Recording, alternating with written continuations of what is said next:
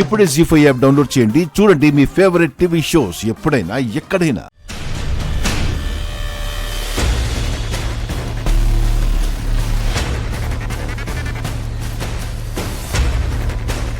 కష్టం నీది, అందరి దగ్గర మెప్పు మాత్రం ఆవిడదా?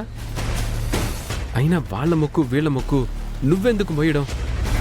మోసింది చాలు, కారులో వెళ్ళిపోతాం పద.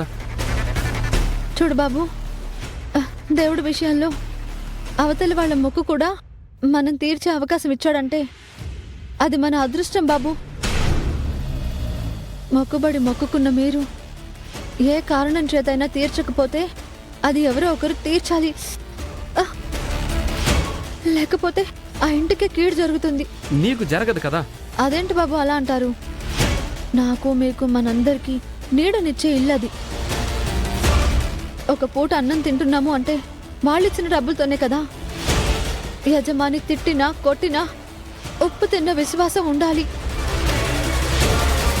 పనివాళ్ళంటేనే విశ్వాసం బాబు. నమ్మి మనల్ని పనిలో పెట్టుకున్నప్పుడు, మనకు అన్నం పెట్టి ఆకలి తీరుస్తున్నప్పుడు, బతకడం కోసం 4 డబ్బులు ఇస్తున్నప్పుడు ఆ ఇంటి బాగు కాకపోతే ఇంకా ఏ ఇంటి బాగు కోరుకుంటాం? నేనిది మోస్తుంది రోజా గారి కోసం కాదు, అమ్మగారి కోసం, అయ్యగారి కోసం, పెద్దమ్మ గారి కోసం, ఆ ఇంటి మంచి కోసం.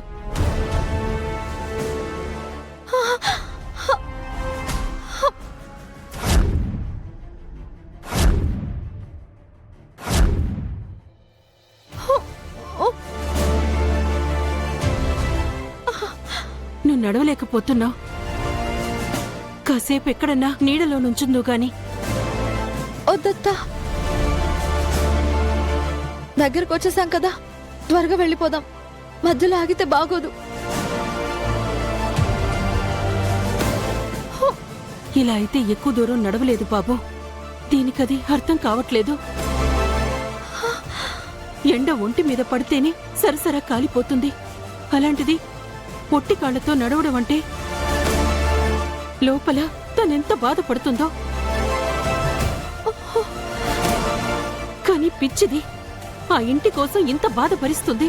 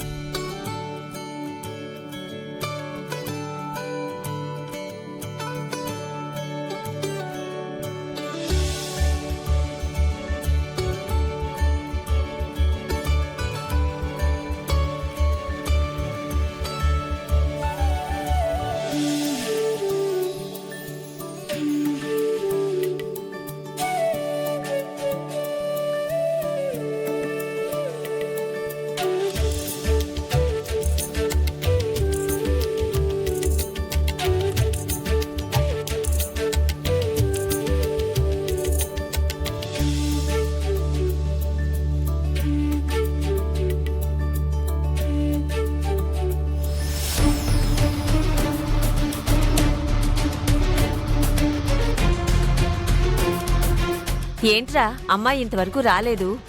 కాసేపు ఎండలో నడవాలంటేనే మన వల్ల కావట్లేదు. అలాంటిది తను ఆ పళ్ళెం మోసుకుంటూ రావాలి కదమ్మా.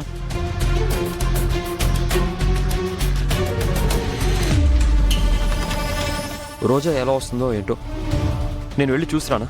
నువ్వు వెళ్ళడం ఎందుకు నాన్నా? నువ్వు వెళ్తే చూసి తట్టుకోలేవనే కదా నిన్ను మాతో పాటు తీసుకొచ్చింది. లేదంటే ప్రేమ్కి బదులు నిన్నే పంపించేదాని కదా. వదినా, ఇంతసేపైనా రాలేదంటే వస్తుందంటావా? నువ్వు నోర్ముయ్. తనేమైనా ఆషామాషి అనుకున్నావా? నా కోసం నా కోడలు ఎంత కష్టమైనా భరిస్తుంది.